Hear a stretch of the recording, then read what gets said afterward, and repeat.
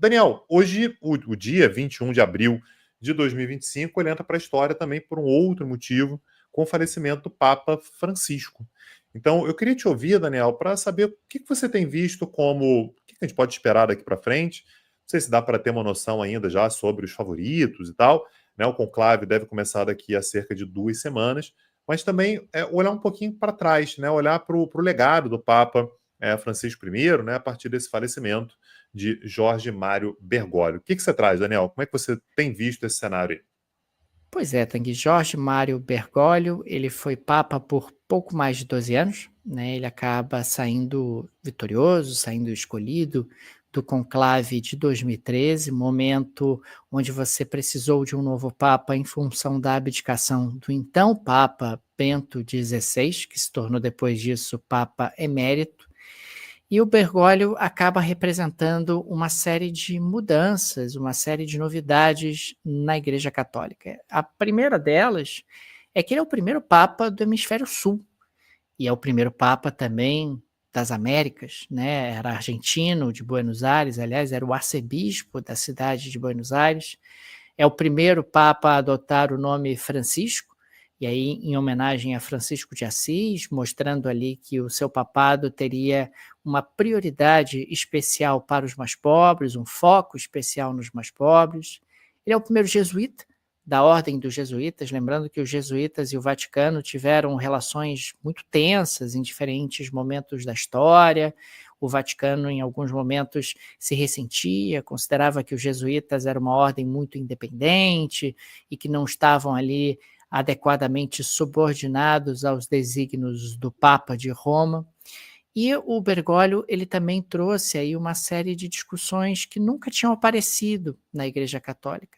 Discussões relacionadas à comunidade LGBTQIA+, temas relacionados à discussão em relação aos divorciados, né? Como é que você pode incluir essas pessoas na Igreja Católica, discussões em relação a temas de comportamento, temas que têm estado em debate pelo mundo, e o Bergoglio, o Papa Francisco, acaba trazendo realmente esses elementos para a discussão dentro da igreja.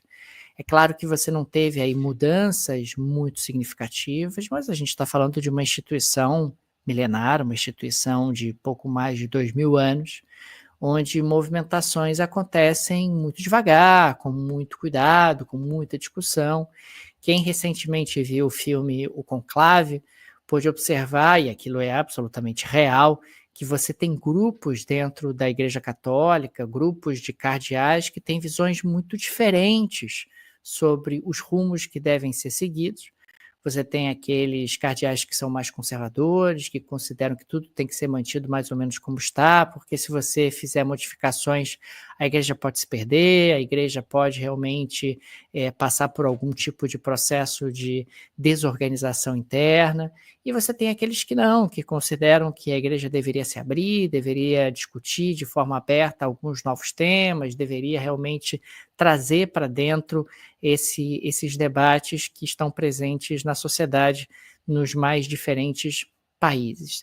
É importante registrar também, Tanguy, que quando ele foi eleito Papa, havia ali, num primeiro momento, uma certa desconfiança, diziam que ele seria profundamente conservador, que ele teria tido ali relações com a ditadura argentina, pouca gente lembra disso, e o que se dizia em defesa dele era que ele era o cardeal de Buenos Aires e que precisava ter ali algum grau de relacionamento com o governo constituído, até para proteger eventuais perseguidos políticos, até para interceder por eventuais perseguidos políticos. E o que acabou acontecendo foi que, como Papa, ele se tornou realmente muito diferente dos papas anteriores.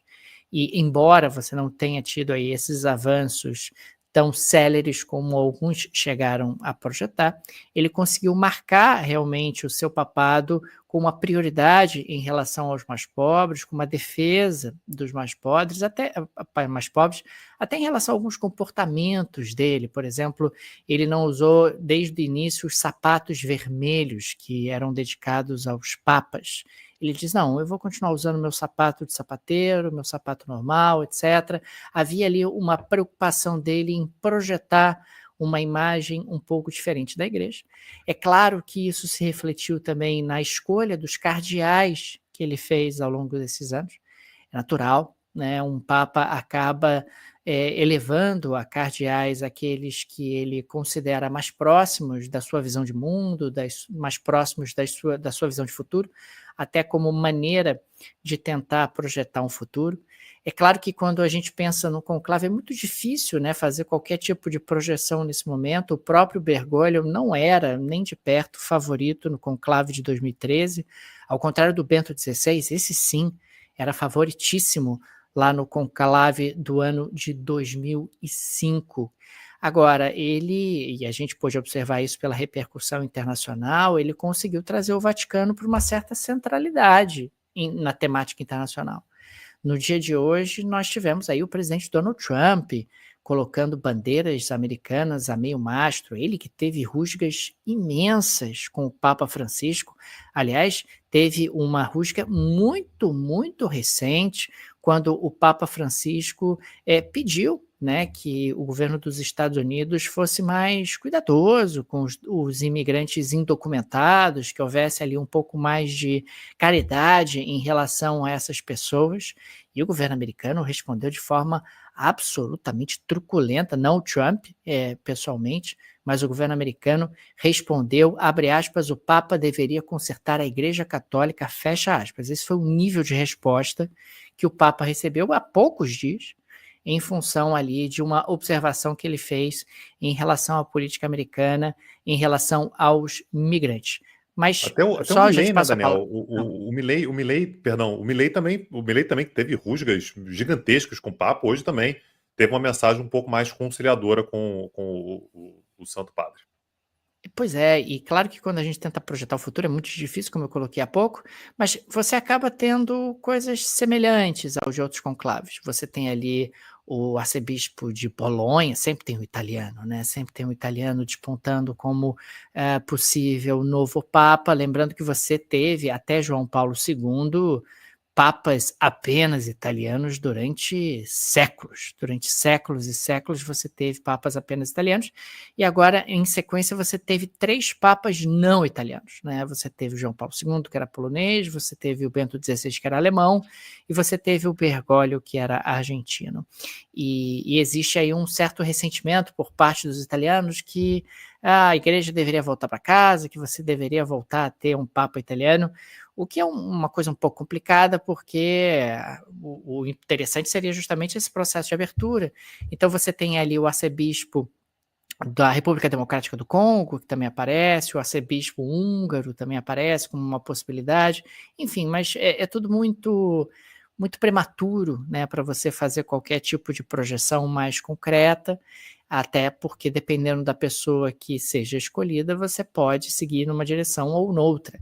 É sempre importante destacar que o Vaticano é um Estado soberano, onde você tem uma monarquia eletiva. Na prática, você tem aí um monarca sendo eleito justamente pelos príncipes que seriam justamente os cardeais. É uma lógica, num certo sentido, um pouco parecida com o antigo Império, o Sacro Império Romano Germânico, onde você tinha ali os príncipes elegendo ali o novo imperador, a nova liderança. Claro que é um modelo muito antigo, mas acaba funcionando ainda na Igreja de Roma. E, de novo, fica aqui o registro da grande quantidade de lideranças internacionais. O próprio presidente Lula também acabou se pronunciando, o presidente argentino, o presidente dos Estados Unidos, a Giorgia Meloni, né, que é a primeira-ministra italiana, muita gente se pronunciando, mostrando aí que o Bergoglio conseguiu trazer de volta a igreja para uma centralidade política que havia sido perdida.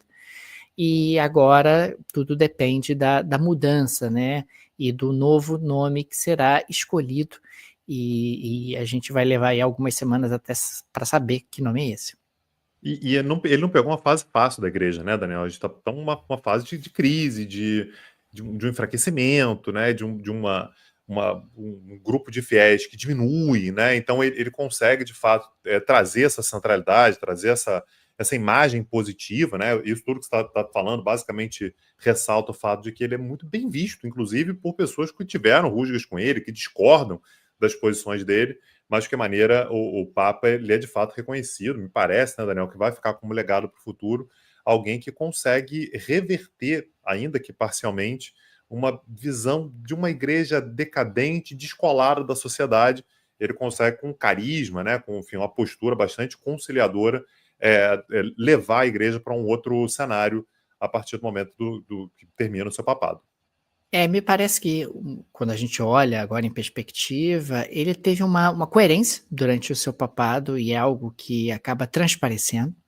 E ele também teve ali, digamos assim, valores muito claros no que ele estava defendendo. Então, por mais que você tenha tido aí lideranças que volta e meia se sentiu desconfortáveis com algumas declarações do Papa, e havia ali realmente alguns choques em diferentes situações, havia também um respeito em relação à figura dele, havia um respeito em relação à coerência que ele representava, e a sua imagem pessoal, quer dizer, a imagem de que alguém estava tentando fazer aquilo que pregava, né. Eu acho que nisso você acabava tendo espaço para que ele fosse ouvido em diferentes situações e em diferentes momentos.